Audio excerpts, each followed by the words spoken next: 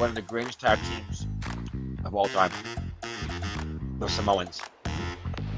Is that what their name was? Alpha and Sita. I like the British Bulldogs. No? Did you see that movie Iron? Was it Iron Will? No, what? That's about the. It's on Von HBO. Erich Brothers. Von Erich Brothers. Yeah, Von Iron Claw. Oh yeah, Iron the Claw. Von. Yeah, Claw. Was that good? I used to have a poster of Kerry Von Erich on my wall. Topless? Yeah. Yeah. He was my favorite. I bet. Was it on the ceiling? Above your bed? I don't want to know much more.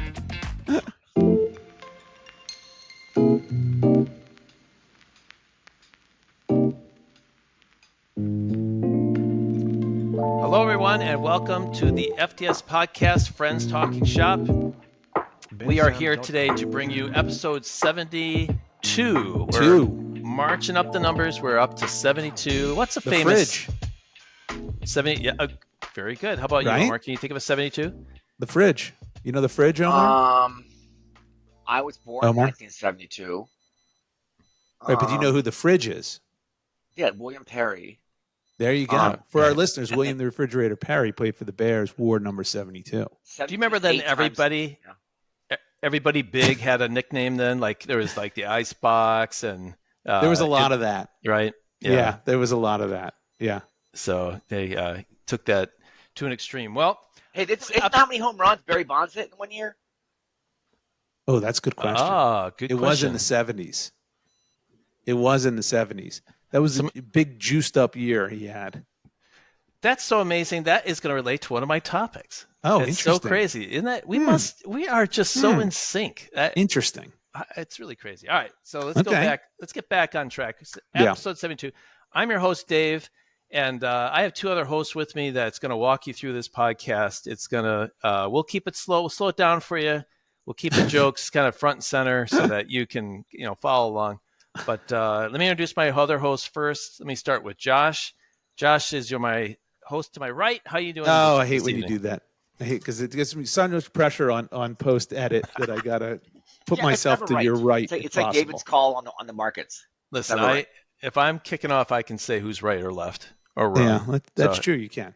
How are you, Josh? I'm worried. I'm worried about your answer. Yeah, I'm not doing well. I am not doing well. It seems that old age is kicking me in the ass. I'm turning, as you both know, I'm turning 50 in less than a month.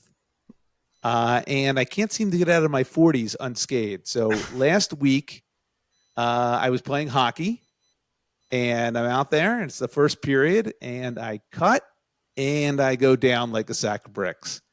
I felt a pop. Down goes Frazier. Down goes Frazier. Was that fight in 72? No, I don't think that fight was. Never mind. Sorry. But I felt a pop. It hurt like a bitch. Went down. Couldn't walk. Turns out I tore my left calf. Your left calf. Left calf muscle torn. Was not my knee. It was my calf, and it's torn. And I'm in a boot. No way. It sucks, and I'm going to be in a boot for at least 3 weeks, if not more, depending on how severe the tear is, which we'll find out when I go back to the orthopedist. So it kind of sucks. And the worst part is I'm in this boot, which I have to wear. I'm not allowed to walk on it. I'm supposed to not even test it until I go back because they just want it to heal. Apparently it's all you can do. There's really no surgery for a torn calf, unlike like a torn ACL. Okay. And so it just has to heal on its own. But this boot is a bitch, and it's ridiculously big. It goes almost all the way up to my knee. David, do you see what's happening? What's happening? It's going to end in Josh asking us to sign his fucking boot. I'm not signing it. Is that? I always hated that in high school and middle school. It's stupid. I'm not signing Those anything. Are casts. No one signs boots. They sign casts. Whatever. You know what I'd like to do is like when you start looking is pour some sand down there. Is it a removable boot? I had removed it to shower and to sleep. So you can't. That won't work. I was going to say Tabasco sauce, but whatever. No. Yeah. But it's So now, ironically, my right Tabasco sauce poured down your jockstrap. No. No. Why would that ever happen? I have. You have? You had a tough high school, my friend. No, this was I was pledging a fraternity in college. Oh, so they did it to you when you had no choice. To this day I've ever experienced. A whole bottle? A lot of it. A lot. Wait, does it burn to the skin? Yes. Tabasco does? Yeah. Oh, yeah. And yeah. And you had to just take it and just stand there. Yeah, my pledge name was Saddam. Well, we know that. We learned that on a different episode. Yeah, so I was oh, jeez. Yeah, it's true. My God. I felt like Sylvester Stallone in Rambo. Did they do it to all the other pledges or just you? That one. The Tabasco sauce? No, with others as well. Okay, good. Good question. Just single you out. It's odd. I was the only one. He made my trauma a little bit less traumatic to the public, so fuck off, Josh. Yeah. He hijacked your trauma, Josh. You see that? Yeah. He hijacked my trauma. Josh, listen, we need you active. Honestly, I don't think we do need you active. Here's the problem. You're inactive. The problem now is that it's like I feel like I'm like incapacitated. Like I can't do anything. Is it your left foot or right foot? It's my left, thankfully, so I can drive. You can drive. Okay. I can drive, but it's like I can't work out. I can't play hockey. I can barely walk up the stairs. I mean, it takes me 2x the time to walk up and down the stairs. So now, like I used to, like come downstairs, eat my breakfast, set up my computer, go upstairs, brush my teeth. Now I got to brush my teeth first. You see the hell I'm going through? I have to brush. And by my the way, teeth breakfast first. That's two chocolate frosted donuts. So it's probably better you're skipping that. But hey, Dave, can I point out something, please? Please. I used to spend a lot of time in London, and I refuse to bring an umbrella with me. I'm like, I'll leave it to the fates, right? And then you refuse to do what? What do you refuse to do? Bring an umbrella with me when I walk out and I want to meet people. I wouldn't do it. I would leave it to the fates. And then one day I get absolutely drenched. Yeah. I get drenched. And I get back to the hotel. They're like, and I'm complaining about it. And some guy in the corner's like, he's there all the time. He goes, listen, this is your fault. I'm like, what do you mean? He goes, you're walking without an umbrella every day. Eventually you're going to get drenched. And so my point in this. I hear it already. Josh Kaplan has been performing these sports for years. Inevitably, it's going to end. Why? Sport quote. Not because he's lost his supposed fighting spirit, right? Yeah. Right? It's because his body fails him. Just like that's what I was saying. Fails us every day. His body has not failed him, really. It's inevitably going to happen. Yeah, well, my body has failed me. I've thrown my back out several times. I told you, I keep adding stuff to my hockey apparel. I've added a knee brace or knee sleeve. I've added, a foot compression sleeve. I keep adding stuff. Back brace. I play with a back brace, and now I will add a calf sleeve because I fear this is going to happen again. But I do not want to stop playing. My wife thinks I'm done, but I'm not done. But you should maybe listen to your body. It's trying to tell you something. And yeah, I hear you. And what's crazy is I'm walking around this boot, and now my right leg hurts, my other leg hurts, and my back hurts. Because I'm walking so funny and so off balance that it's killing my other side. Do you stretch? Ridiculous. Yeah, I can't stretch. No, not now, but before. Yeah, like of course. You would stretch like before you play?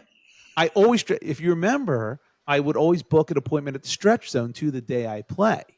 And the stretch zone people probably think I'm dead, by the way. My friends at the stretch zone haven't seen me in a while. Yeah. And it's because I can't go in there with this injury. I can't get stretched with this injury. So they probably think I'm dead and gone.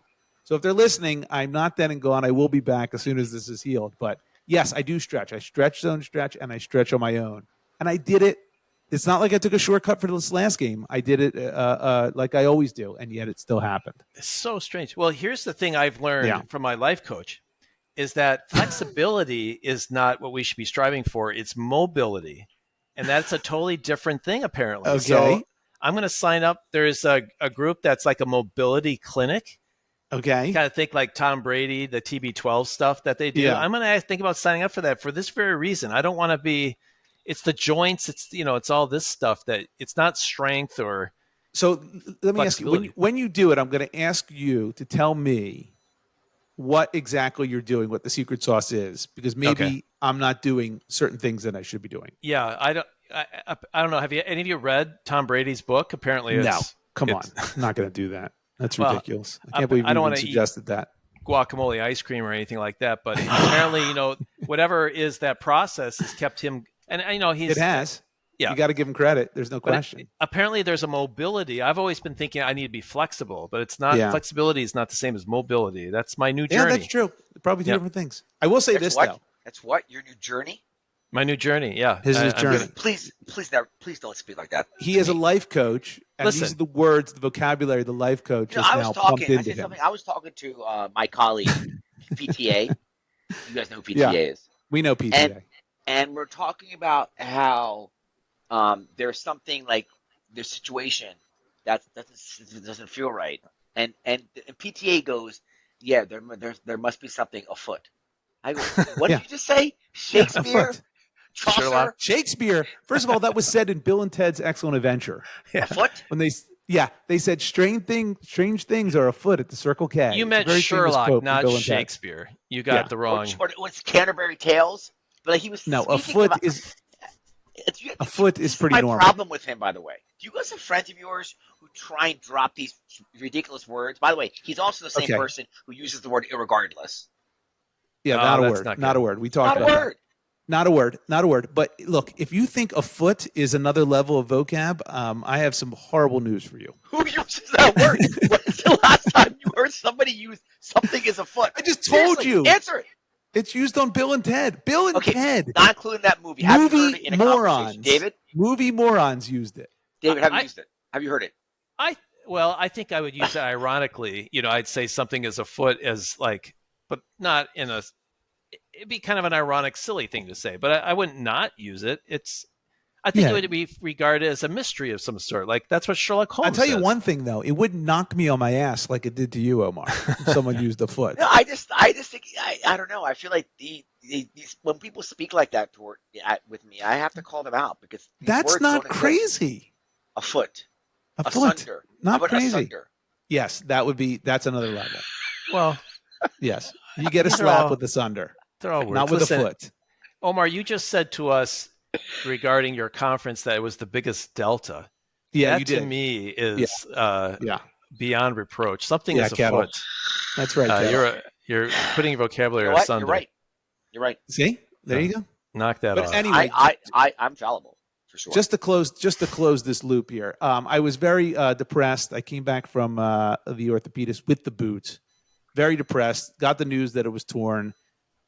Really, really sad. Plop myself on the couch, and my wife goes, "I see the groundhog outside," and I went, "Yeah, I don't care." Really? Yeah. Oh. And she said, "No, he's right there. He's not far." And so I said, "All right, get my weapon." God needed this. He needed it. Yeah, right. I did. So she went and got it. Rudy. Got the Rudy. Yeah, I limped my way out of the door, and I 3.5 hours. Okay. And I nailed him. So it felt a little good. I could still do something. You didn't realize his wife created a groundhog now wearing a boot as well, or is he just? Yeah, I purposely shot the groundhog in its left calf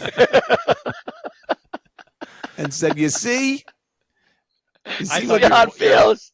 You see how it feels."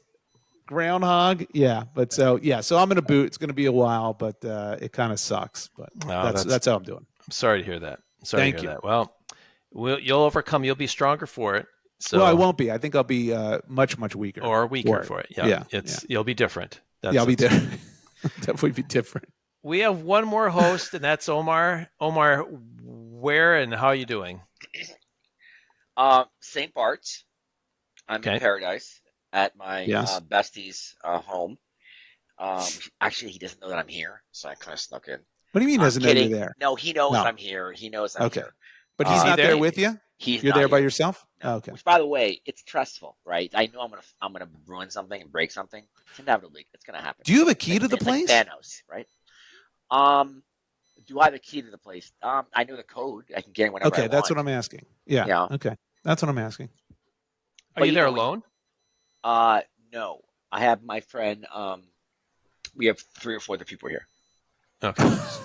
Does he know that you brought them there? Okay. Yes, he does. All right. Here we go again. Yeah, no, I'm not screwing around with this thing. Don't do I'm not that. screwing this up. Yeah. But I think in terms of like on some high levels, our audience probably knows that this is, with David, for all of his attributes, certainly one of them is lack of originality. So this is our instinct. I'll give you something sort of high level with me that I'm excited about. So Okay. I had a big moment last week where I was asked to be a godfather, and I'm a godfather several times over.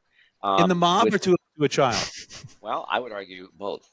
Oh, congratulations. So I have I have a number of god kids, close to 10 actually.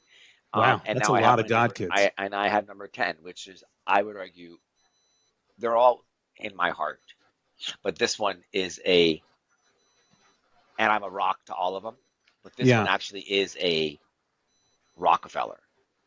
So I'm the godfather to a Rockefeller. The last name is Rockefeller. Yeah. My dating profile and my social worth has to be a lot higher.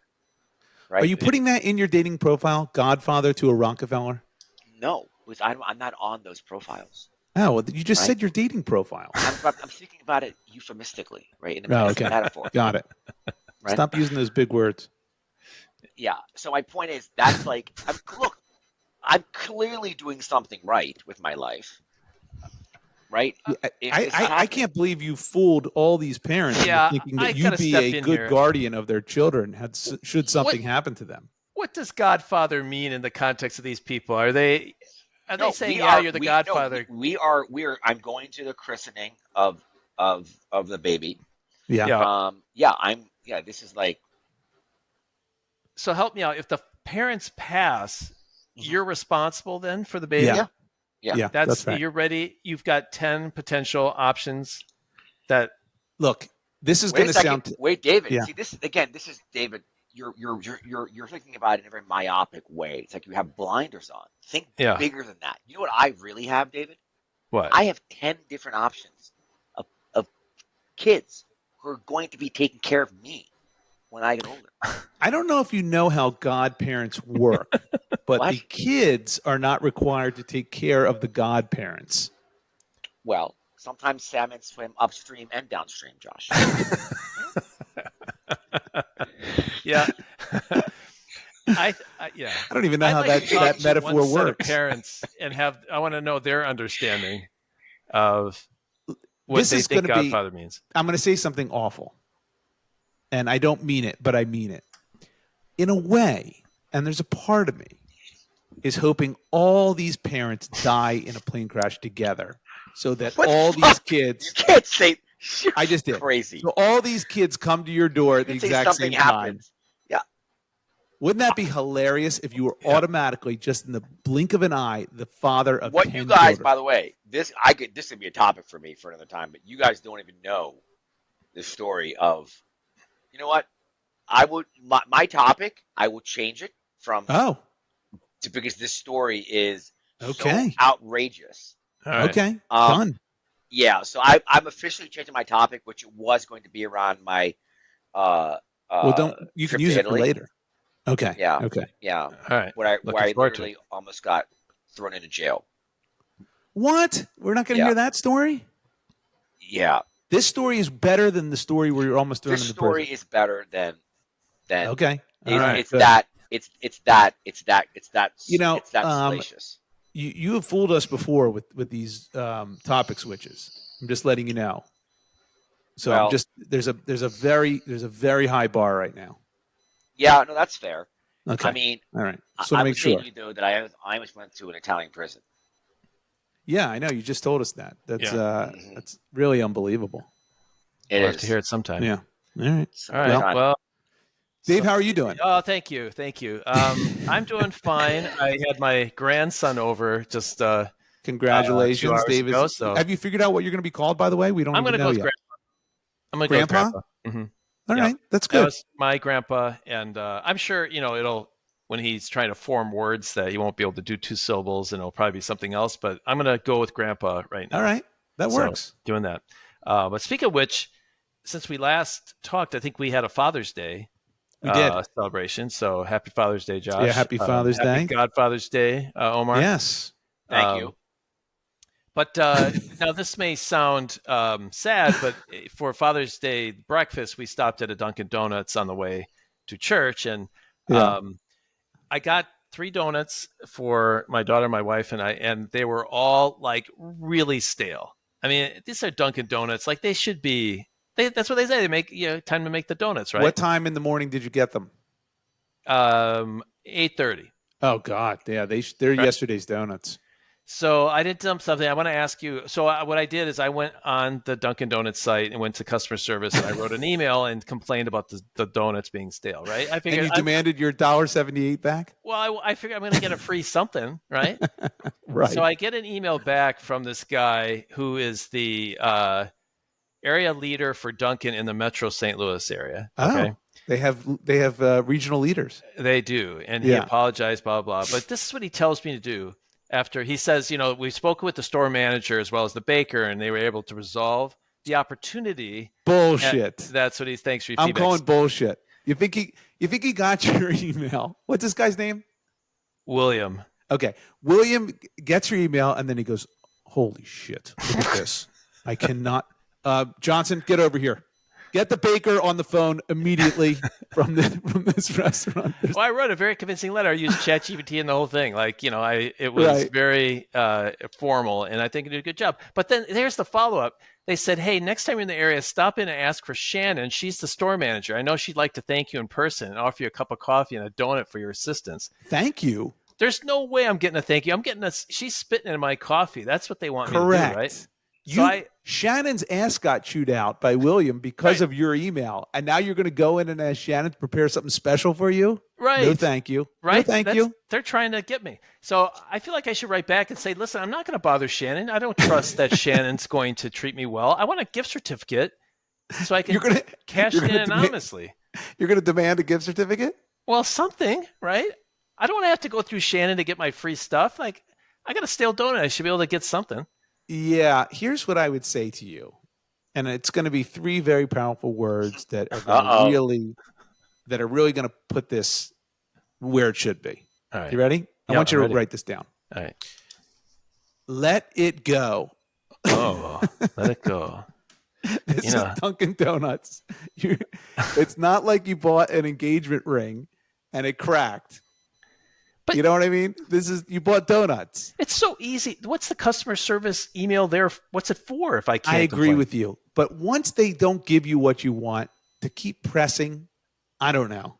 Well, I don't know. All they have to do is say, sorry, gift certificate over. And everyone's happy. Yeah. So now what would be an appropriate amount for you that you think would rectify this in your mind? Free donut. At minimum is one a free donut. Well, yes, at least that's the minimum. I should get probably donut and coffee. Or I don't know if I said 3 donuts, so they may have known I got 3 losers. But I should at least get 1 free donut. Can I ask you a question? Did you guys eat the stale donuts, even though they were stale? Of course we did. Yeah. All right, you need to let this go. You do. This is not worth it. It's not worth the fight. I'm deleting the email right now. I'll just let it go. I understand what you want to do. I understand that you want it's not about the donut. It's not about the cost of it's not a thing about that. It's the principle. It's the principle. You want to win in this. You want them to do what is right. And I get that 100% because I'm very much the same way.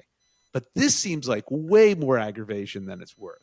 Well, I don't need Shannon spit, coffee. Yeah. No. So there's risk. Now it's put back on me. I wouldn't even go back to that Dunkin' Donuts for at least 3 to 6 months because William sent your picture to Shannon. Yeah. And Shannon is on the lookout. Shannon's looking out. Yeah. Yes. Yeah.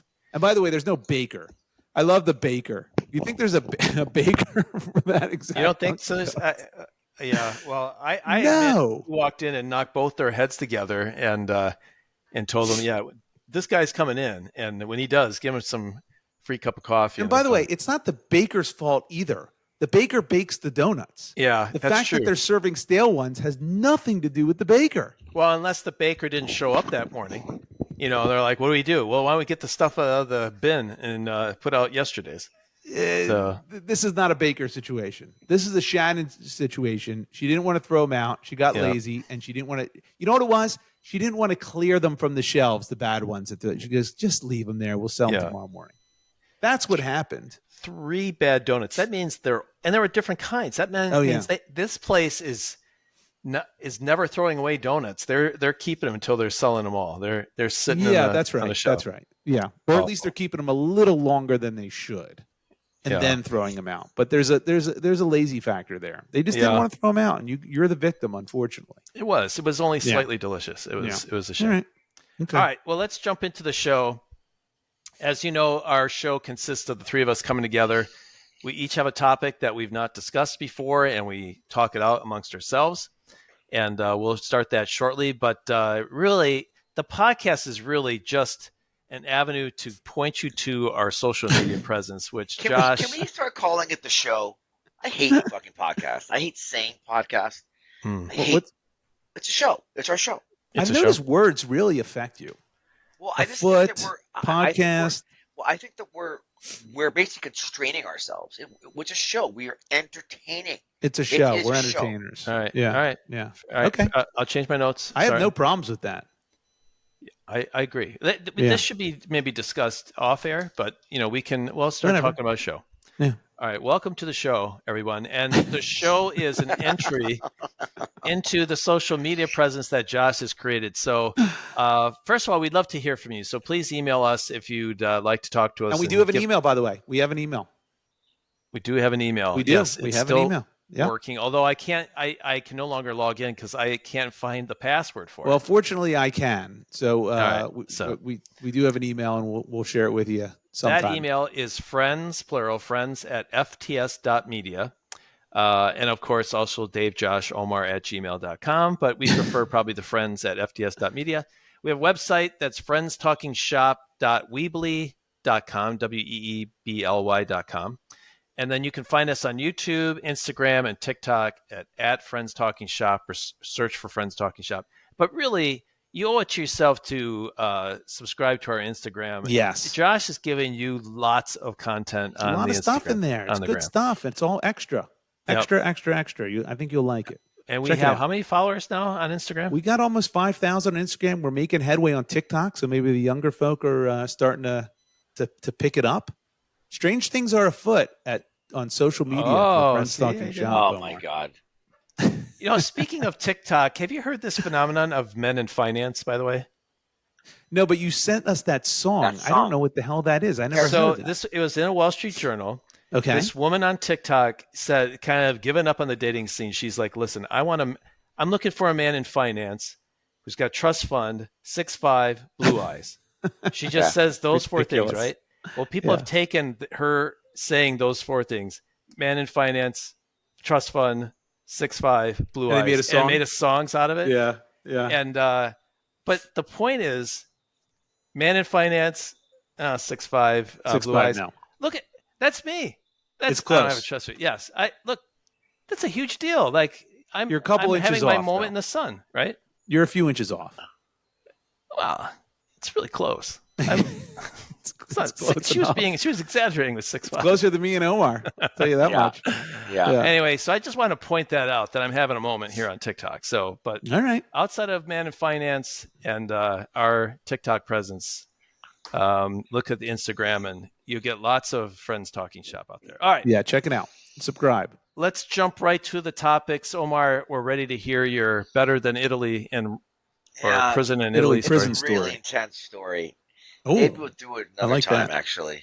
Wait, are you shitting me? Well, I mean, it's really intense. I can talk about it. What a tease. Okay, fine. You know what? It wouldn't have come naturally usually, right? For the show. We talk about what are you talking about naturally? Our topics we predetermine our topics ourselves, and we don't know what the hell we're going to talk about in the beginning, so we crowbar them in regardless.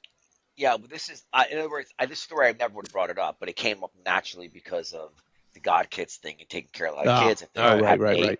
And it made me think about this crazy story part of my life where basically when I lived in New York City, actually the same time I met Brett, I met another neighbor who had 2 kids, and he was a Bavarian royalty, Habsburg. Austrian. What? Excuse me. Austrian royalty. and he lived in a loft on Broome Street that had all this. The entire floor was covered with different types of beautiful carpets, and there was a series of chandeliers. Berber? Was What? it Berber? I don't know what that means. You don't know what Berber carpeting is? No. You never heard of Berber carpets? No. What is that? Oh my God, Dave, Yeah, you know Berber, right? I do. Yeah, it's good for Like Walmart or something. like basements. Basements, right? Yeah, because like it covers stains. These are Oriental rugs. Got it. I don't think you're allowed to say that anymore. Yeah, you're probably right. Yeah, it's Oriental carpets. Yeah, Go ahead. exactly. So the ceiling now had chandeliers all over, including like upside down Christmas trees. The most eccentric couple. He'd dress up in these crazy outfits, and he didn't work, and his wife was whatever. They had 2 kids, and and long story a little short, we became very close, and they had another kid. Were you able to verify his identity? Is he really a descendant of the Habsburgs? Part of us getting to know each other was we actually were very far along again with like formally launching a family office. We looked at office space in Tribeca. We also put our name down at a lease. And you were going to run it? You were going to run his family office? I was going to run my existing business, which you know what that is, and maybe help him source deals. But can I ask you a question? Yeah. If he's a Habsburg descendant with enough money to start a family office, why is he in a 1-bedroom loft? It wasn't a 1-bedroom loft. It was like I thought that's what you said. It was a beautiful it was a big loft space. Yeah. Okay. All right. Yeah. All right. Yeah, that's right. And he had and I had to meet a few of my friends, some of which about how to think about his family, and they met him, and so a few things there to met a few people. I met a few people through him who work for the FBI and whatever, and I'm like, oh wow, he goes, he makes sure that anyone I talk to, I check out through him, and I'm like, Jesus, this is I guess this is what people do when you're, I don't know, royalty or whatever, I guess. So fast forward, they ended up having a third kid, and then so there's Max, there's Anastasia, who was 6 Well, don't say their 7. names. Don't say the names. Okay. Well, okay. Well, they're all adults now, so it was not long ago. Okay. But and then a boy, and then the newest son. But when the mom was pregnant, she would drink like a fish. That did not change. While she was pregnant. Correct. While she was pregnant, and you witnessed this firsthand. I did. Wow. I did, and alcohol. Yes. Yeah. Alcohol. Oh, yeah. Just be clear. And yeah. So anyway, my point is these are obviously clear signals of something that's afoot. Right? A miss, actually, not a foot. A miss. Yeah. It's a something. Yeah. And and so we progressed the situation, and then one morning, I was very close to the kid. Shocker! I get a phone call, and it's the daughter, who was at the time is probably 10, and she's like, "The cops are here." The 10-year-old called you. On a Sunday morning at 7 a.m.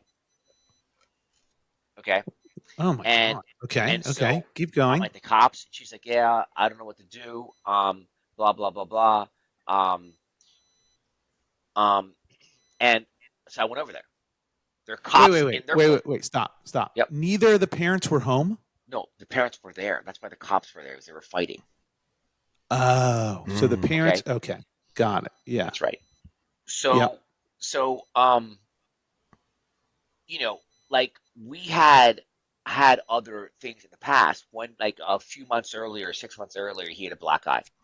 He said someone jumped him walking. I'm like, okay. Anyway, there were other things that had happened, and one of the things that we would do, and again, I didn't know any better, but he literally would put a $20 bill on a fishing rod and hang it out his window, and people would be walking by in Soho, and they'd see a $20 bill, he'd try and grab it, and then he'd yank it up.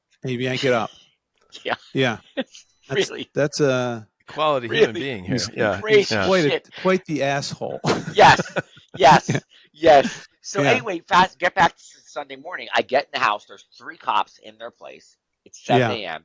They're both drunk, He's talking about how he's going to call Bloomberg and get everyone fired. They can have all their jobs. Do you know who I am? Blah blah blah. Oh my God. One of the cops sees me and they're like, listen, we're going to take them in. And these kids are going to be separated and put into. Didn't they ask who you were? Yeah, and I said I'm their godfather. And were you their godfather? Yeah, yeah. Wait, that seems to have buried some of that story. Yeah, your neighbor, yada yada. I'm the godfather. I'm sorry, I'm the godfather. Excuse me. It's actually, even telling you right now is a bit traumatic for me, quite frankly. But yeah, I was very close with them. Like, are we going to get tears? Oh, no. That'd be a first. Oh, that'd be ratings. Can ratings galore. Ratings galore. So check it out. So they're like, we're going to have to send them to a foster home, and they're going to be separated. Oh. I'm like, well, I'm their godfather. I just said, like, and they walked over to and they asked her. She goes, yes, he is. And so they took them into whatever downtown or whatever, right? They took the parents. Yep. And I had three kids. Parents. Yep, you did. What ages were they then? 10?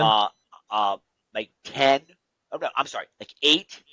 Like 8. Maybe like 7 or 8, like 5, and then the baby was like a year old. Oh my God! They left you with a baby too? Come on! I swear to God, this seems crazy. They didn't have a choice. So they didn't have a choice. Who left me? They left me. The cops. The cops. They could have gotten social services in there. They could have gotten social services. Then they get separated, right? And so I had these 3 kids with me for like a week. For a week, and Brett and Alana. Whoa! You took the kids to your place? Yeah, which right in the corner. You didn't stay in their place? No. You packed the kids' shit up. Yep. Well, the one kid who's one, you don't have beds for these kids in your place.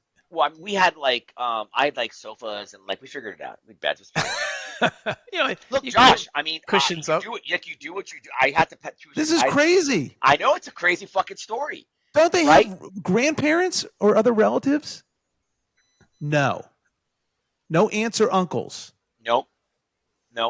So then I have these kids. Like, thank God for like Brett and Alana. Like, they were helping me. They would come by and like whatever else. Your friends, Brett and Alana. And also, exactly. And now I will say the oldest daughter, and I think this happens when your parents are complete, nut jobs. Was incredibly like mature. Yeah, mature. Right. She was very much like. She's probably seen some shit. Yeah. And she's had to mature on her own. Yeah. So then I had to go to social services, right, with the parents and convince the social service worker that they were fit to get their kids back. Because you had enough of them. But did you agree that they were fit? They don't sound fit. It doesn't matter. He had them for too long, and he was ready to dump them. You would have done anything to get rid of them? Yeah, he was done. He was done. No, it wasn't that, Josh.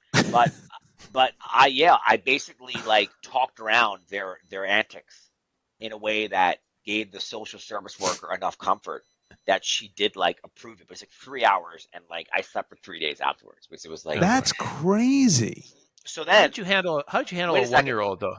Yeah, how did you do with a 1-year-old? Well, no, I mean, I mentioned to you, I had friends who helped me. Oh, okay, all right, right. All right. Yeah, so they knew what to do. Well, Alana knew what to do. That's right. Yeah. And then I'm like, something is again amiss, asunder, afoot. Yeah. So I met this guy Tom, the FBI guy. By the way, what a great movie this would be. Instead of 3 men and a baby, it would be 3 babies and a man. Right? 3 babies and half. Yeah, right. 3 babies and half a man. Yeah. Yeah. So I meet this guy Tom at the Starbucks on like 27th and Broadway or some shit, or like 5th Avenue. And I had this surreal conversation with him. I go, "What is the deal?" I trust this guy Tom. He seemed like a very like, sort of black and white like dragnet kind of guy. You know what I mean? Yeah. And I go, and he says to me, "This guy is not a Habsburg." Of course not. I knew that was coming. What? Ready for this? Wait for it. Yeah. He's been working for the FBI as an informant. Wow. I swear to God. Really? And now, if you go to, like, you can Google this. From what country?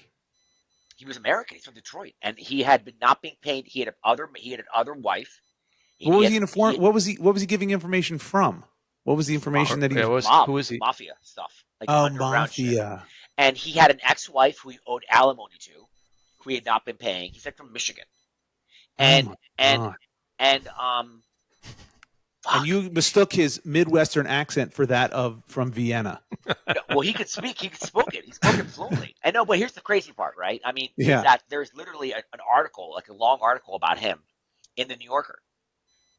And you type in Habsburg in New Yorker, there's an article, like it came out like a year or two later. I mean, so anyway, it's That's a crazy story, Omar. It's a crazy story. It's crazy. So let me ask you this: how long ago did that take place? I mean, I think it was probably when she was 15 years ago. 15 years ago. Yeah. So have you been in touch at all with those kids? Have they? I ran into the daughter in LA like 10 years Really? later. And then her mom did she remember who you were? Her mom left. He was put in the jail. He's in jail now. He's in jail. Well, he was in jail because he hadn't paid child support to his wife in Michigan for like 5 years. And so he went to jail. And then she moved back. The wife moved back to California, where she was from, with her 3 kids. With the kid. I saw the oldest. I had a call with the mother, and she sounded the same on the phone. Like nothing had changed. So she didn't kick her habits. Was his name Michael Grimm? Don't say. No, I found a New Yorker article that's it's the gig is up. I found an article about. Yeah, I think that's his name. Yeah. I just pulled it up. The article came out in. Oh my God, this is unbelievable. Yeah, it came out April 25th, 2011. 2011. Yeah, so that's what I found. It's called The Mark. That's it. Does it mention Omar? Are you mentioned in the article? No, I'm actually surprised they didn't talk to me, because I would have been. It did. They refer to a neighbor who's a hipster doofus. It says. Oh, like, yeah, that's the byline. Did you say, Biff? Doofus? Hipster doofus. Yeah, is what he said. I was a foul. That's on him. that one. I mean, you see the picture of him. That's the guy. That's nuts. What a crazy story. So yeah. So you're no longer the Godfather, right? No. Yeah, that kind of severs that. And now they're in LA. Yeah, well, I mean, the oldest is now 25. She's the same age as. Oh, okay, all right. So they're all much. Yeah, all right. That makes sense. I mean, I don't know, but like, it is crazy, right? That's what New York City is. Like, but not like that. No, it's not like that. So on a related story, my college roommate, a guy befriended him on campus and told him that he was, now this was in Atlanta in 1995, so it was right before the Olympics, and told him he was the ambassador from the country Djibouti and was living in Atlanta preparing for the Olympics for his country, Djibouti. And then, long story short, got my roommate to wire him, Western Union him, money because he claimed that he couldn't get a plane ticket and that he lost his identification, blah blah blah, and took my roommate for quite a bit of money, claiming he was from an ambassador from Djibouti, which he clearly was not. Very similar stories. This is from the article here. While waiting sentencing for no reply on that. That's all right. Oh, that's pretty. Yeah, that's incredible, Josh. Thank you. Okay, now I'm back to now do it. While waiting sentencing for failing to pay child support, von Habsburg requested that a probation officer writing his pre-sentence investigation report contact the judge, blah, blah, blah, along with Marianne and the 3 children from von Habsburg's first family. So his name's not von Habsburg. Oh, he's Michael Grimm, apparently. Yeah. I mean, I was listening to this story. I felt like there was probably a good 95, 96% chance this thing is just not real. But I guess I should learn Omar's life just can't be measured against normal people. Well, I don't know about that, but I will say, like, I was questioning. I was trying to do what's it called? The Socratic thinking or whatever. What is it? What? The Socratic oath? Socratic. That's a Hippocratic oath. About things. Hippocratic oath. I don't remember. Socratic method is. Socratic method. There you go. That's is that what you're talking about? Yeah, and like I got like duped into it, so to speak, and it was kind of. I mean, there was very dark things about it. They must have done enough. You must have been locked in for a while if you get that Godfather status, all leading up to this incident, because you had to be involved for quite a while. And the fact that they got you on the hook looking to set up their family office. Crazy. Yeah. What do you think that you think they were going to target you for something eventually? No, I was broke. I don't know. I don't know. This article is called The Mark, M-A-R-K, April 25th. It's in the New Yorker in 2011. There you go. Check it out. It's a long article. It sounds that's wild. Crazy story. How have you kept that from us this whole time? I don't know. I mean, I think it's like it's not something that I try and think about. And back when this happened, I don't think I knew you guys that well for me to like dump a story like this on you, right? Yeah, but this is a pretty good story that I would be telling nonstop. You would never stop telling that story. Yeah, I would tell that story all the time. It even hurts like now, like thinking about it. But yeah, wow. I mean, this just so like I am,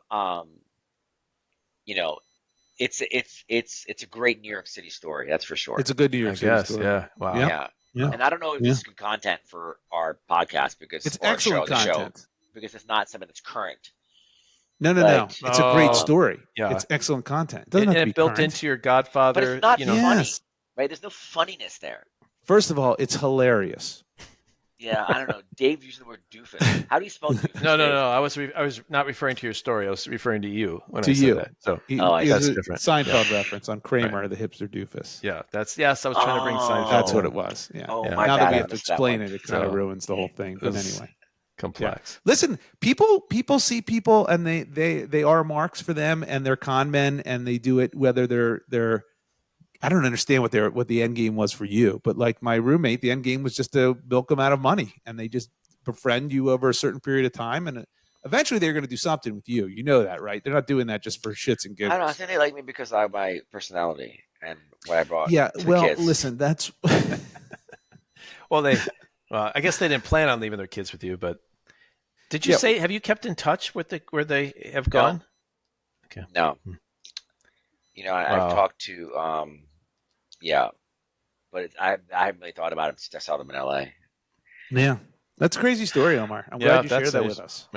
We'll have to dig more into that sometime at a fire pit sometime. All right, ready for my topic? Yeah, let's do it. It's a hard cutoff. Transition? I didn't know what else to do. Transition. It felt like you got to just do it. You got to start before Omar started crying, but yeah. So anyway, I'm driving back from Wisconsin to St. Louis, and have you ever done this? I wanted to watch a documentary on Netflix. Yep. But I'm driving, and I really love to watch it while I'm driving, but I don't want to do that because I have to keep my eyes on the road. Well, hold on. So I listen to it, right? So I'm still playing it because that documentary, Netflix. And they talk enough, you can kind of get the gist of what's happening, right? You think that's weird? Let me understand this. You ran the documentary on your phone and listened to it through your car through Bluetooth. Exactly right. Got it. Without looking at the screen. Never looked at the screen. Got it. Okay. Your Honor. Yep. Does it matter what documentary it was? Can you tell us? I'll tell you which one it was. Okay. Yeah. It was on Lance Armstrong. Yes. My father just watched this and told me about it and said it was crazy. 30 for 30 on Lance Armstrong. It's 2 episodes. First episode, I got through the first one. I couldn't stop watching it. I mean, listening to it. Yeah. It went to the first episode, went through the point where he went through cancer. Yep. And then, was making a comeback. And they even talked about that his cancer may have been because of his doping, which, I guess that's possible. I thought they were like, no, those things aren't related. You can't just get cancer just because of the. But he said maybe he doesn't know, and you could. So, you're putting a bunch of foreign substances into your body, I guess, and you're making things grow. So if you have cells that are cancer cells, could like grow really fast, or maybe the speed of the cancer went faster, or whatever. Yeah, maybe that does that happen to the? Did Incredible Hulk ever get cancer from the gamma rays? That's a great question. Yeah, I think a lot of those muscles were tumors. I don't think that he wanted to talk about it, but it's not a tumor. Yeah, you don't turn green and be in the best of health. That's strange things true. are afoot with inside of the Hulk. So anyway, he came back from cancer and he was like not very good. So of course he went back to taking performance enhancing drugs or doping, whatever. And then he won the Tour de France. Yep. And then I think that's this. I didn't watch the second episode, but that must be then the decline because he gets caught. Obviously, right? We all know he's a big cheater. Yep. But I was thinking about this, and this is true whether it's in cycling or baseball or anything else. Why do we care if these people are cheating? Now, hear me out, right? These people, I guess you could say you shouldn't be taking steroids and all these drugs because it's not fair. Well, what's fair, right? Yeah. Like half the people who are athletes won some kind of genetic lottery, right? That's right. Like it's not like I can just, I want to be an NBA player. It's not fair that I wasn't born. I'm only 6'5" with blue eyes and in finance. Like I would wish I was a basketball player. But so that's already unfair. Then sometimes you get good coaching, like you've been, you hook up with somebody that is, great coach. So that's not necessarily fair. Like you hear about kids who are older in their grade, they do better than younger kids in their grade. So they get, selected to be on all-star teams. They get better coaching. That's not fair. So what's fair about taking some drugs? So what do we care? Wait, like do you listen to Joe Rogan? I do not listen to Joe Rogan. I'm aware of his work, but I have not. The guy who spoke at our event was on Joe Rogan 2 weeks ago, Christian Angermeyer, and guess what he was talking about? The enhanced games.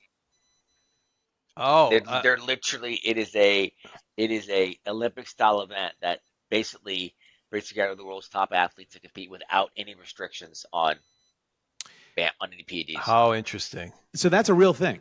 Yeah. Yeah. So look, here's the deal with this, Dave. And this I go back and forth on. All right. Everybody's doing it, right? Everybody's doing it. And you're right. It's a slippery slope because if you're ingesting something to make yourself better, bigger, faster, stronger, you could also say I'm ingesting kale. I'm ingesting the right foods. That's right. I'm lifting weights to make myself stronger. I'm doing things that are making me a better at what I do that do not involve just me sleeping and lying around and just happens to me. Right. So in that sense, then yes, I agree with you. But there's rules. But why?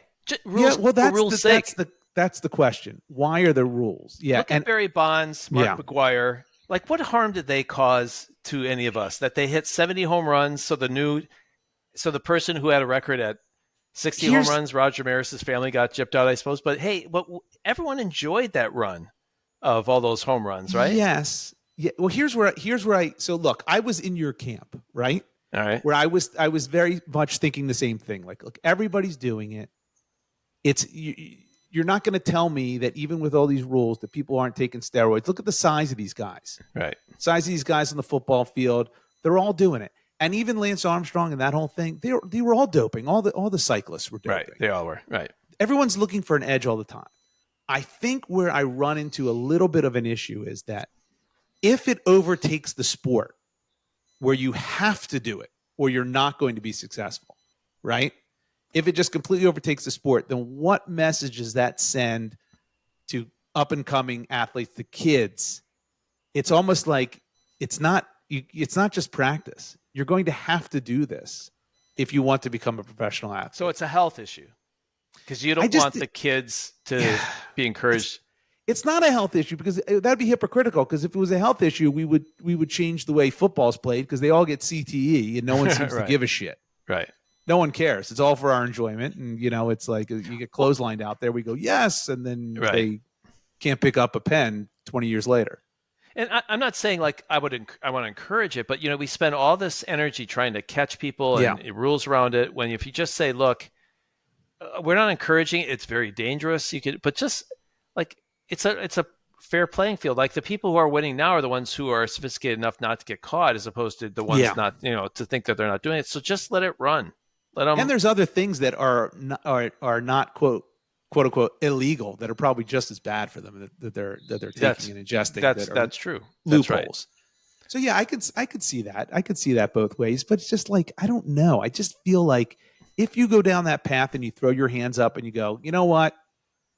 Forget about it. We can't regulate this. They're going to do it anyway. We might as well let it go. They're only hurting themselves. I just think that eventually just leads to, I don't know, like a chaotic thing. Don't you think down the road? I mean, I at my heart of hearts, I think, I don't want, there's something seems wrong to it too. So I'm sort of saying it tongue in cheek, but I am ask myself, like, what is really the reason for it? It's like, it's fairness. Is it health? Is it, what is it that we're so objective of? Here's what's going to happen. If we open the floodgates, right? People are going to be taking more and more stuff and more different stuff, and different stuff's going to get developed. And eventually it'll be like commonplace for someone to just have a heart attack on the field and die. Yeah. And they take them off and replace them, and when they go on.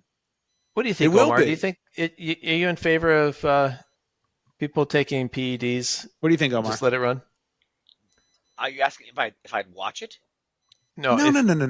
What do you think of the whole thing? Do you think that we should just say, you know what, just let them take it? I mean, they're taking it anyway, and why do we even have these rules to begin with? Well, it's as long as it's a separate league. No. So you're okay with it being? Yeah. But then what? But then won't the kids like? So again, I go back to then why? Listen, we spend too much time thinking about the kids, the children. Honestly, I'm not a helicopter parent, so I'd rather have them figure it out on their own. That's not fair. So you're okay with it? Just you want to? If you can be better by injecting something, taking a pill. I mean, people take pills for other things, right? Yep. Right. ED. Yes. That's performance enhancing. Look, your hair is performance enhancing. You're taking all sorts of shit to get that coif like that, Omar. Who, me? Yeah, you. Who, me? Is that take away with how nice your hair is? It shouldn't. I take Propecia. Right.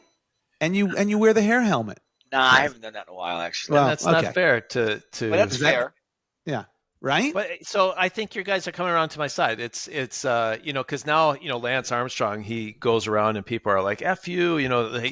They hate him. Yeah. I think we loved him, and then now we found that he cheated. But he also tried to destroy people's lives. Yeah, he was a bad dude. He was a bad dude. Yeah, I guess I haven't seen that part yet. But but look at like Mark McGuire. Mark McGuire went in front of Congress or whatever and said, I think he just. I just want to say.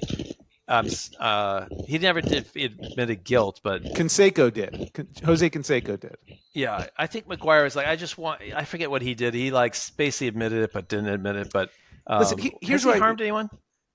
No, you're right. He hasn't technically harmed anyone but himself. But there is still something to be said. I mean, regardless of how many drugs you take, you still have to hit a 100-mile-per-hour fastball. Right. You still have to have coordination. You still have to have, a good level swing. I mean, it's not like this just makes you a super athlete. The worst kid on the playground can't take all this crap and become a pro athlete. Barry Bonds Lance Armstrong is the greatest baseball player of all time. I don't think so, but go ahead. Yeah. But here's the other thing. You talk there's about an argument to be made that's true, I think. Yeah. No one has ever intentionally been walked because you're so afraid to pitch to them. That's true. That they'll intentionally. I don't think times, whatever that was. Yeah, it's crazy. That's true. Yeah, that's good. It's a good point. It's a good point. But it's like you talked about Maris's record. The record thing doesn't bother me so much because everything changes too. I mean, the technology, the bats change, the balls change, the rules change. So all that stuff goes into records being broken. Right. You know what I mean? I mean, there's the technology is just so much better now. That's why runners are quicker. That's why that's why everything's improved. That's why you see new Olympic records constantly every single Olympics. Yeah. There's new techniques, there's new technology, there's new everything. So you're never going to stop that progress. I guess this is a different story. Yeah, it said, look, it encourages bad behavior. I can see that. You need to protect people from themselves. Like, is that really what we need to do? Like, let me go a step further. All right. What if you had a boxer that was on cocaine because he just wanted to be wired up in that ring? Well, I think cocaine was something they took as cyclists too. So I think that's not a crazy example. So that's okay.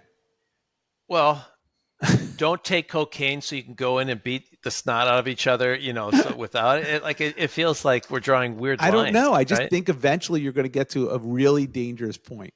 Yeah. If you open the floodgates, I think it gets to a really bad point where we don't even comprehend what that's going to be. If we open the floodgates today, like in 10 years, what the product on the field or on the courts, I think our heads are going to explode, and we're going to be like, this was a horrible idea. Well, I don't know. I think it's like you said, it's happening now. It's just who's getting caught and who's not. That's right. And maybe it would be worse if we just let it run. But it sounds like, look, if you're going to have the what Olympics are they? The enhanced Olympics? Enhanced games. Enhanced games. Well, I'm not the only one thinking about this. Let me draw a parallel. What about that Mets pitcher Diaz when he had the sticky stuff on his hand? Should that be legal too? Are you allowed to bring in foreign substances? So cheating in a way that is, that's a good question. I need to think that one through. I feel like that's different. Yeah, I think it's different too. I do as well, but I'm wondering if you think there's a connection there that should also potentially be legal. Yeah. I mean, I feel like drugs is making your performance better, but it's pure. Scuffing a baseball or something is now affecting someone else, right? It's like you can argue drugs is affecting someone else too. Yeah. I need to think that one through. Yeah. Well, it's a good question. It's a real good question. I just think of that. I can't put my finger on it, but I'm against opening the gates because I just think there's going to be consequences that we can't even fathom right now that are going to be really bad. Yeah. All right. That would be my answer to it. I'll be looking forward to the enhanced games. There you go. If you separate it out, there you go. I wonder if one gets more popular than the other. Like, why would you watch these slow swimmers when they're like 10 seconds faster? Well, look at UFC versus boxing. Boxing used to be enormous, and now UFC has overtaken boxing. Yeah, in viewership, and it's because it's really way more violent. Yeah, I think people like that shit. They do. I can't get into it, but people do. They love it. Yeah, I don't like it either. Yeah. All right, Josh, let's bring it home. What is your topic? Well, I'm going to bring up something along the terms of violent, and that's in line with both of your topics, and it kind of tie a nice bow here. But one of my shows that I watch all the time, specifically with my son, and my wife and daughter sometimes watch it, but they don't love it. America's Got Talent, which you can see is right in line with steroids as well as the Habsburg witness protection story that Omar gave us. But that's right. It's a beautiful. Let me just get for a second. Do either of you two watch America's Got Talent? No, I do not. Have you ever seen it at least? Yes. So you can know where I'm coming from, Omar? Every once in a while, someone will be like, "You've got to see this beautiful story of the singer." Yeah. Yes. So look, I've watched it almost every season, and watching it again, it's had 3 episodes so far. The auditions. I need you guys to either tell me I'm an idiot and that I should ignore this, it's no big deal, or if there's something here, okay? So here's the last episode. Let me just run this down for you, if you don't mind. Yeah. First person is a trick cyclist. Someone came out on a bicycle. His name's Andre. He's from the UK, and he does this whatever act with his bicycle. Pretty good. You got through. Next act is a dance troupe, a single dancer from Brazil. He's an amputee. So he's got one leg, and he dances. Pretty amazing, on one right? leg? On one leg. It was pretty awesome. The next one are these siblings. They have a band, and they're. Do you have like jump rope? What's he doing? No. He does he just dances. He just dances. How do you dance on one leg? Well, you gotta watch it. Is he on the pretty ground? Awesome, huh? Like is it like breakdancing? Some of it's breakdancing, but other than that, he dances. Now look, he can't do the waltz. But we're not talking about the waltz. It's if you have one leg, there's a fine line between dancing and hopping. I think, unless I'm not. Does he have like a set of crutches? No crutches, dude. He's on one leg. This guy is on one leg better than you and I are on 2 legs. We should do a bunch of cartwheels over and over again. Like, pretty amazing. What is going on? It's pretty amazing. How does he dance? Describe it. How does he? Okay, first of all, I kind of don't remember it, but it was pretty. I just remember being in awe. I remember being at like, wow, that is amazing that this guy can do that on like one a lot leg. of wiggling. All right. Yeah. Okay.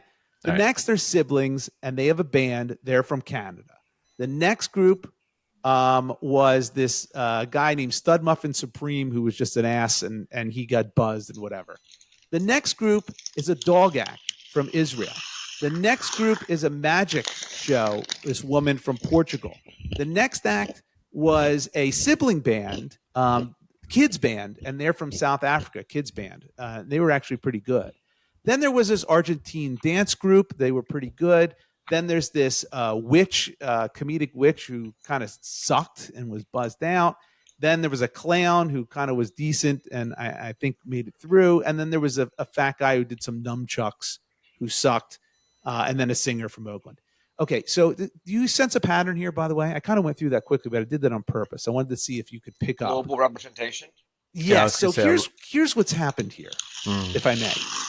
It's called America's Got Talent. Right. The idea of the show is to find the talent in America, if I'm not mistaken. Right. Because that's what it's telling you. America has talent, right? Yeah. That's the name of the show. And by the way, it's been so successful that they've replicated the show in other countries. There's a France's Got Talent.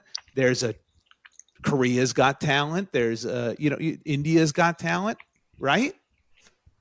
Of these acts, there were 12 acts on this last episode. 12. 7 were not American. 7 were from somewhere else. 5 were American. And by the way, all 7 international made it through. All got yeses and made it through. Only 2 of the American ones made it through. The other 3 were just completely shit acts. So look, I'm not an ethnocentrist. I'm not that guy. I like to think of myself as pretty culturally with it and sophisticated. But am I missing the mark here? Isn't this America's Got Talent? I mean, look, not to say, look, it makes the show better. Let me just put it that way. It makes the show because they're better acts. They're acts we wouldn't see otherwise. Yeah. But is this a violation? Because this wasn't the case in the early seasons of America's Got Talent. Yeah. People are coming here now from other countries to audition on America's Got Talent and not their home one. This is all because of the wall that Trump built. I was going to say, this sounds very mega to me. It does, and I don't like the sound of it coming out of my voice. Boy, Josh, I don't like the sound coming out. I'm not against it. I just would like them to either change the title of the show. It really should be called People Visiting America Got Talent. Yeah, look at the talented people. Right. Or hey, the world's got talent. Oh. And by the way, all 4 judges, none of them are American. You got Simon Heidi Klum's not American. She's German. Sofia Vergara is not American. She's from Latin America. Howie Mandel's Canadian, and Simon's from the UK. Wow. Well, right? I mean, this show is about is so far. The only American thing about it is it takes place in America and is broadcast on American airwaves. So you're not upset the fact that they're not from America. You're upset that the title is misleading. You feel like it's a. Yeah, I don't care. In fact, I want them to get talent from all over because it just makes for a better show. Obviously, so you want them to change the name. Change the name. Change the name. And it's a juggernaut of a show. I mean, the ratings are off the charts. It's not actually. It's garbage. The ratings are really high. Is it? Are you debating that? Jay Leno had high ratings. Yeah, that's a good point. By the way, can I say a great Jay Leno story? Yeah, sure. Go ahead. As you know, I always rip on him, right? Yeah. He talked about you don't like Jay Rodney Leno. Dangerfield passed away, and he was in his deathbed, and he goes to see Rodney Dangerfield in the hospital. I know this story. Rodney's with his girlfriend, whatever, at the time. He was passing away. Did a great job managing him as he was deteriorating, whatever. Jay comes over, and she says to Jay, "Will you just Rodney grab Jay's finger?" And she put sort of Jay's hand in Rodney Dangerfield's sort of palm, right? Yeah. He was laying there in bed, and he squeezes it, and then Jay Leno leans close to Rodney Dangerfield's ear and goes, "Hey, Rodney, that's not my finger." That's funny. That's the only funny joke. I gotta give props to Jay Leno. Yeah, see, you ripped on Jay Leno. I was expecting you to have another Jay Leno. And by the way, that was not the story I was expecting. But yeah, so that was a nice Jay Leno story. All right, I don't know what that has to do with America's Got Talent. Well, it's about your sense of humor. Look, you have a very low bar. For someone who is as clever as you are, you have an incredibly low bar of being amused. This is being entertained. Yes. Listen, there's I just told you there was a one-legged dancer. That's amazing. But are you enjoying watching that because of this his is a talent, show, or because you're like? So this is a show that I simultaneously hate and love at the same time. Okay. So, and I would love if someone, even a key grip or a runner, someone from America's Got Talent would hear this, because this is a fan talking. They pan to the audience way too much. They have little like comments from the audience while the act is going on. I don't need to hear that. I don't care what the audience is doing. Show the act. Just show the act. And Terry Crews, who's the host, Terry Crews, the big muscle guy, right? He doesn't add a damn thing. He says exactly what's happening. I call him Captain Obvious, because all he does is his comments are exactly what you see. Yeah, like the one-legged dancer, and he'll pan to Terry Crews, and he'll go to the camera. He's dancing on one leg. Like, that's what he does over and over. It's like all he's doing is saying exactly what you're seeing. That's because they know that the people listening to the show, watching the show, want obvious. They want, people. A lot of people watch Full House. Those aren't real jokes in there. Yes, that's true. That's true. And you're part of it. I am. You part like of Full it. House, Josh? You think I do? I don't like Full House. I did watch it when growing up. I watched the original Full House. Do you like CBS dramas? Are you one of those people? No, I do not watch CBS dramas. Okay, well, it's not that far away from watching some of this reality TV. Well, that's true. Look, I'm not gonna tell you that I'm on my high horse that I love a certain class of entertainment. I'm not. I will go down to the lowest depths for entertainment. I have no qualms about that. All I'm saying with this show is that it's morphed. It's not America's Got Talent.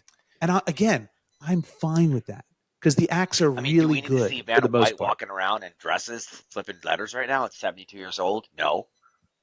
Well, she just retired, right? Yeah, but aren't you watching that show for the game? Were you ever watching it to ogle Vanna White? Of course. I mean, and then you were. So you weren't guessing the clues? No, I don't. Homie, don't play that. I'm not playing. What am I? 6 years old? I'm not playing that game. Scrabble. What are we talking about? It's not Scrabble. It's Wheel of Fortune. Same difference. Oh my gosh. Guessing what a word is. I do. I think the answer to this is maybe they should consider a title change, but also I think, Josh, Omar's right. Your level of entertained is so much lower than your ability to entertain people. Crazy. Like, I've never seen such a wide gap. That's a delta. That's a delta. Yeah. I hear you. I hear you loud and clear. Yeah. And maybe I'm just nitpicking. Maybe I'm just, No, you don't nitpick anything. You'll watch it pretty much about anything. Nitpicking. So true. I meant with this show, I probably should take a page. What's the opposite of nitpicking? Like, just giving, nitpick. You're always picking. You're okay with anything. You're okay. Nit throwing. Yeah, I'm not okay though. If you were a street person, a street woman or man, in Amsterdam, you would take it in all three holes. Oh my God! I was wondering where you're going with that. Yeah, you'll take it anywhere. What the hell are you talking about? Any which way but loose. You know what I mean? Reality TV. Yeah. I don't know how to respond to that. That's very tricky. That's a great bow to wrap up this episode. I'd like to say no. I wouldn't, but that's utterly ridiculous. All I'm saying, maybe I should take a page of my own book, like you with the donuts. Maybe I should just let it go and just enjoy it for what it is. I wrote it down. Let it go. Yep. Let it go, right? Maybe I should, but it's so hard for me because I'm such a stickler for stupid shit like this. For some reason, it gets to me. Yeah, well, it's part of your charm. Yeah, it's part of your charm. That's right, exactly. All right, so you guys can't relate to this at all. All right, whatever. Yeah. Well, hey, let's wrap up this episode. That was we covered a lot of ground. A lot of ground. Yeah, there's lots of twists and turns on this episode. Someday they'll go back and analyze these episodes, these shows. I hope not. These shows. We're not on PEDS, that's for sure. Yeah, that's right. You're getting pure amateurish behavior, in its purest form. Yes. All right. Well, please look it up. We have an email, Dave. We have an email. Should we save it? All right, we'll save it. We will save the email. We will save the email. We'll save us, save you, the audience. Again, email us. Just like the person who did, and we'll read next week at friends@fts.media. Check us out on social media at Friends Talking Shop. Love everybody out there, and I hope you have a great week. See you later, everybody. See ya. Smell ya.